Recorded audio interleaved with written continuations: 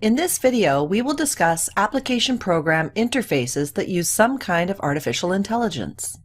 We will transcribe an audio file using the Watson Text-to-Speech API. We will then translate the text to a new language using the Watson Language Translator API. In the API call, you will send a copy of the audio file to the API.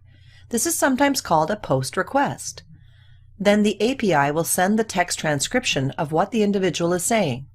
Under the hood, the API is making a GET request. We then send the text we would like to translate into a second language to a second API. The API will translate the text and send the translation back to you. In this case, we translate English to Spanish. We then provide an overview of API keys and endpoints, Watson Speech-to-Text, and Watson Translate. First, we will review API keys and endpoints. They will give you access to the API. An API key is a way to access the API.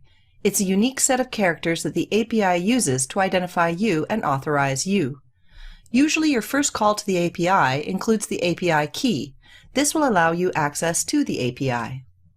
In many APIs, you may get charged for each call, so like your password, you should keep your API key a secret. An endpoint is simply the location of the service. It's used to find the API on the internet, just like a web address.